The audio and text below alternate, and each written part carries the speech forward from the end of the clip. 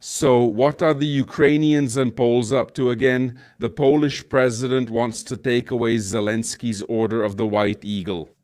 Zelensky named a unit after the Banderites. So that's what's happening right now. Let's take a look at what the actual problem is here, what exactly the problem is, and let's also look at how it could be solved, what the Poles stand for, what the Ukrainians stand for, and whether anyone here is actually honoring the Nazi Banderites. But let's start by naming what happened. Basically, what happened is that Ukraine is at war. It has a group called the Center for Social Operations North, and this group, the Center for Social Operations North, was honored by Zelensky with a special honorary title, essentially Heroes of the UPA, or Heroes of the Ukrainian Insurgent Army. The Ukrainian Insurgent Army is, for Ukrainians, a kind of symbol of the struggle for national independence. It's actually a kind of symbol of resistance against the Bolsheviks, against the Russians, against imperialism, and so on and so forth. But for Poles, the Banderites and the UPA are more or less a symbol of the genocide of their population. They are criminals. And the problem is that Naroki is especially sensitive to this because he is a historian and because he has studied the issue of the Volhynia massacre and relations with Ukrainians in great detail. Well, he stated that given the fact that in Ukraine it is still possible for someone to be considered a UPA hero and that it's seen as something lofty and not something condemnable, and given that Ukrainians do this. So first of all, he would like Zelensky to return or be stripped of the highest Polish honor because he spits on the dead, tramples on dead Poles, and belittles the genocide that, according to the Poles, was committed by Ukrainians. And secondly, he said that since Ukrainians still honor bandits, murderers, and Nazi collaborators and these kinds of things, they are obviously not ready to join the European Union. The problem regarding the European Union and regarding Volyn and regarding what is actually happening between Poles and Ukrainians is a long-term issue. And the Poles more or less want the Ukrainians to admit that what happened in Volyn and that the Volyn massacre was genocide and so on. The Ukrainians say that the Volyn massacre was not genocide, that of course it was a terrible tragedy, these kinds of things, but that it was not genocide, and that of course the Poles also did a lot of bad things, like the Sarin massacre, which was actually a response to Volyn. But before that, or after that, there was also Operation Vistula, which was another problematic thing the Poles did, according to the Ukrainians. But then before that, there was also the pacification of Ukrainians in eastern Galicia, which is another event that caused some deaths and some tragedies and quite a large number of dead and displaced people. So in this regard, the Ukrainians say that while Volyn was a terrible thing, the Poles also did terrible things and that they definitely won't be the only ones apologizing here. Yeah, by the way, the Ukrainians have already done that thing where they say, yes, it was bad and so on. Let's pay our respects to the victims and so on. Let's admit that everyone made mistakes and so on.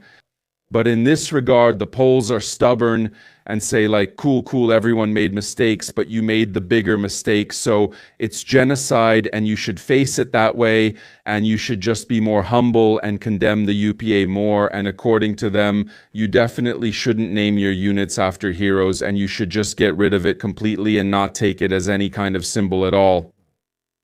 Which, the problem here is simply that the Ukrainians are currently fighting this war. They need some symbol of resistance against Russian imperialism, and Bandera followers and UPA are simply a symbol of resistance against Russian imperialism.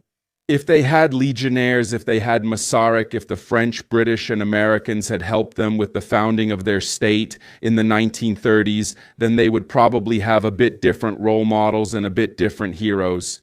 This way, they have to make do with someone who first fought against Polish oppression by carrying out terrorist attacks against Poles, who themselves committed atrocities against Ukrainians and expelled Ukrainians.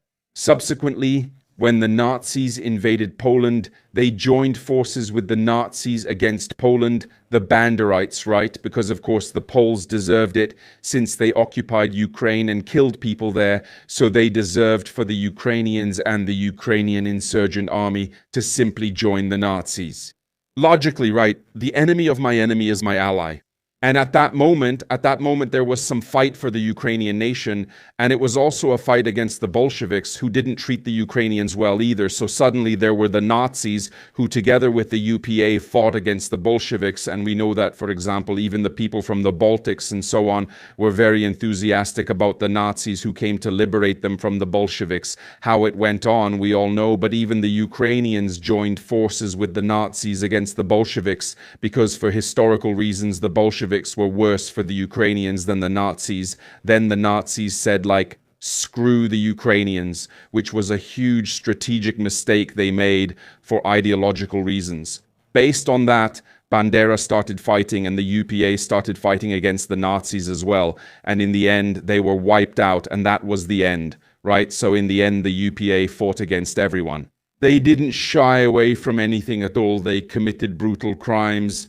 And I would say that at this moment, it's necessary to pause a bit and say, look, dear Ukrainians, you have a current problem. You have a war. You're fighting a real war. Okay, at this moment, maybe the Poles could swallow their pride a bit. Yeah, they could swallow their pride a bit and be tolerant that you need some national heroes. But as soon as the war is over, then any national sentiment and nationalism should by no means be based on the UPA, right? We in Czechia also don't base our nationalism on murderers who killed Germans in the borderlands. We don't base it on the National or the National Guard, right? Back then, even though they did some pretty good things when they were liberating the interior, they also did terrible things when they were liberating the borderlands.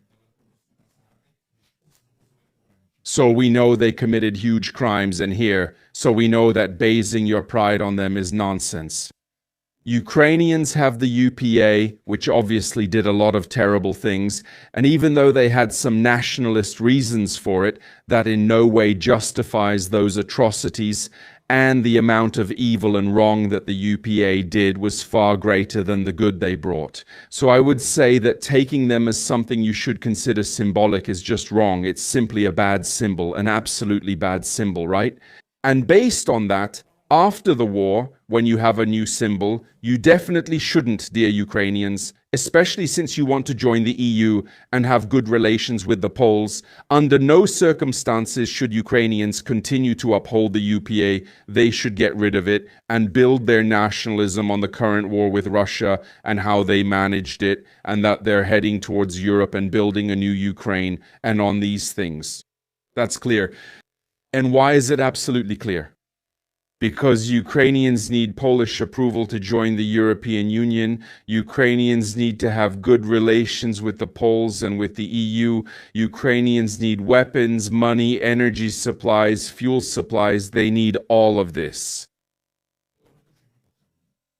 And that's why, logically, because they are the weaker partner to the Poles, who, of course, have hurt Ukrainians terribly in history, did terrible things, and so on. But since they are the weaker partner to the Poles, logically, they have to be the first to back down in this dispute, because they have much more at stake than the Poles. They need the Poles, while the Poles feel they don't need the Ukrainians, that they are in a better position, which objectively they are. So the Ukrainians have to get rid of the UPA, and at that moment they can rise to the moral high ground saying, see, we've risen above it, we no longer recognize the UPA. Now it's the Poles' turn to admit their own crimes and to get rid of their national murderers, whom they've made into heroes like Piłsudski and others, who simply within Poland committed war crimes like the cursed soldiers like Romuald Rice, like Zygmunt Szczędzilarz, and so on.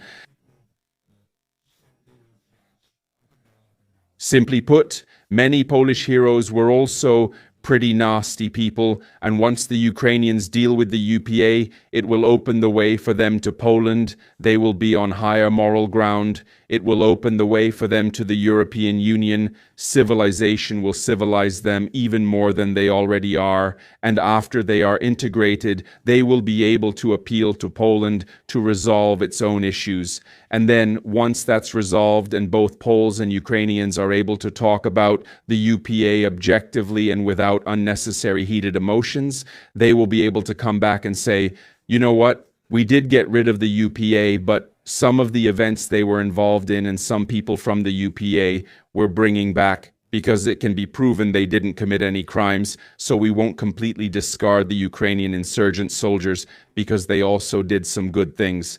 At that moment, everything will be seen much more objectively. But right now, Ukrainians are in a weak position, Poles are in a more dominant position, and Ukrainians have to give way in this regard if they want Poland's position and support. And if they don't give way, they'll just keep fueling some stupid nationalism, which in the end they won't even need, because they'll have a clear new source of nationalism. And because of that stupid old nationalism, they'd only be depriving themselves of a better future, building their own country, more trade, more allies. That's just completely stupid, right? So that's how it is. This is the current situation between Poles and Ukrainians. Please let me know what your opinion is on the UPA, on the Banderites, and on the attitude of the Poles. And overall, I would be interested to know how you perceive these national heroes and national myths. Unfortunately, it's true that many nations have many criminals as their heroes, and at the same time, it's also absolutely true that if you're not strong enough to defend the murderers you've made into national heroes, you simply have to get rid of them. Yeah, you simply have to get rid of them if you can't defend your national murderers. Of course, there are plenty of countries that honor their national murderous heroes. Yeah, like Churchill, who caused the famine in Bangladesh, you could say. Washington, who was a slave owner. Yeah. Who else? You could say that the Poles do have some problematic figures in their history after all. We have the Hussites and Zizka. That's also problematic. Although, of course, fortunately, we're very lucky that it's so far back in history that nobody cares about it today. But from the perspective of the Germans and Hungarians, Zizka is definitely a negative figure. Yeah, so every nation has something problematic. They have some problematic heroes. The French have their own Napoleon, who is clearly a warmonger and conqueror, who did a lot of bad things and caused extremely problematic issues. All of this exists here, but you can justify your national murderers and build statues for them only when those national murderers are not problematic for your allies and when you don't need those allies.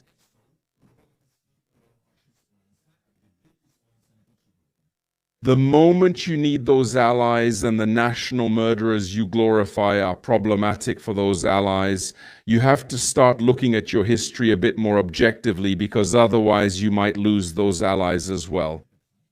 And only when the wiser one steps back and you start looking at your history more objectively because the situation forces you to, then even the stronger one, after you step back, might be inclined to return to it and look at it a bit more objectively, because the fight over who is right is no longer there. Since you, the wiser one, have admitted to stepping back, you can suddenly, from the perspective of someone more moral who has admitted their own mistake, appeal more to the other person to admit theirs as well, or to acknowledge it and approach it more objectively too. The Lucas 4, please let me know. We'll see each other again next time.